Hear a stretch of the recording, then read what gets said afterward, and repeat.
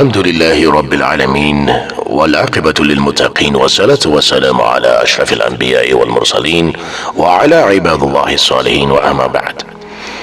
عزیزان سرواران گرانقدر، امروز روز عرفه است. در موضوع صوتی امروز، درس صوتی امروز در مورد بهترین دعا در روز عرفه میخواهم با شما کلام داشته باشم. عرفه روزی است که دین مبین اسلام در این روز کامل شده و این بر اساس آیه مبارکه است که الله سبحانه و تعالی در سوره مائده می فرماید: اليوم اکملت لكم دینکم و اتممت علیکم نعمتی و رضیت لكم الاسلام دینا. امروز دین شما را بر شما کامل کردم و نعمت خود را بر شما تکمیل نمودم و اسلام را به عنوان آیین بر شما برگزیدم. فضیله خیلی مهمه که در روز عرفه باید به شما مرگوشت بکنم که در مضامین تحریری قبلا در مورد این فضیلت ما نوشته های داشتم. او روز عرفه است. از ابو قتاده رضی الله عنه روایت شده که گفت درباره روز عرفه از پیامبر اکرم صلی الله علیه و سلم سوال شد و ایشان فرمودند که کفاره گناهان سال گذشته و سال آینده است. بعضی از دین ستیزان و شبه افغانان میگن خب امسال هم فل گناه بکو و سال دیگه بسیار گناه بکو، به خاطر که با یک روزه تمام گناهانت بخشیده میشه. کوته نظران و کوته فکران و سیکولاران همیشه در پی شبهات بودن و معنی از اینا درک نکردن.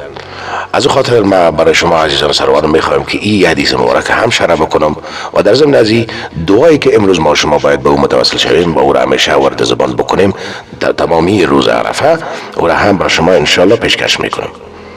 در جواب از این دین ستیزان و شبه افغانان باید بگویم که سال گذشته چگونه گناه معاف میشه. انسان خطاکار است، امکان نداره که انسان خطا نکنه، مگر بهترین خطاکاران کی است؟ التوابون، کسانی که توبه میکنن. توبه کنندگان کسانی هستند که الله سبحانه و تعالی به اونا توفیق توبه را عطا میکنه. هدف از بخشیدن گناهان سال گذشته ای است، سال آینده ای است که الله سبحانه و تعالی به بندگان نیک خود که در این روزه میگیرن، اگر اونا خطایی بکنن در سال بعدی، الله سبحانه و تعالی برشان توفیق توبه را برشان ادامه میکنه. و این چیزی هست که دین ستیزان، سیکولاران و شبه افغانان، مستشرقین همیشه در ذهن و در افکار جوانان ما شما ایره اشاعه افغانی کردن. پس به این معنا نیست که سال دیگه شما گناه بکنین و شما را به گناه تشویق کرده باشه. چون بنی آدم خطاکار است و گناه میکنه، در سال بعدی الله سبحانه و تعالی با این بنده خود توفیق توبه را عطا میفرماید.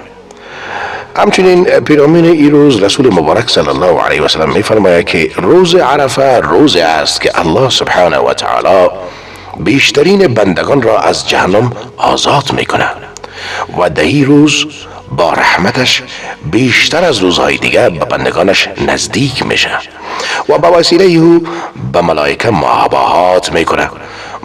مباهات به ملائکه به این است که این میگه که این بندگان چی میخواهند، یعنی که تا ما اونا را مورد عفو و بخشش خود قرار بدم. و دعا و ذکر که در این روز یا در روز عرفه باید به او ما شما همیشه متواصل شویم، توسط از او افضل دعا است، یعنی بهترین دعا است. چون رسول مبارک صلی الله علیه و سلم فرمودن که افضل الدعاء دعاء یوم عرفه و افضل ما قلت انا والنبیون من قبلی لا اله الا الله وحده لا شريك له له الملك وله الحمد وهو على كل شيء قدير. بهترین دعای روز عرفه هست و بهترین آنچه که ما و پیامبران قبل از ما او را گفتند. و این دعا کدام دعا است عزیزان ما؟ لا اله الا الله وحده لا شريك له له الملك وله الحمد وهو على كل شيء قدير. این دعا بهترین دعای روز عرفه است و پس تا جایی که شما میتونین عزیزان سرواران ما این دعا را بخوانین و برای آخرت دنیای خود و برای آخرت دنیای والدین خود و برای تمام مسلمانان، علل خصوص برای مسلمانان افغانستان مملکت جنگ زده ما دعا بکنید که الله سبحانه و تعالی در این روز مبارک بالای این مردم رحم بکنه. بعضی از سالین را گفتن که این دعا در روز عرفه قبول میشه تا جایی که اثر قبولی دعا را 2 سال مشاهده میکنین. الله سبحانه و تعالی ما را توفیق بده تا در این روز همون طوری که حقی روز است حق شهدا بکنیم. و آخر دعوانا ان الحمد لله رب العالمین. آمین یا رب العالمین.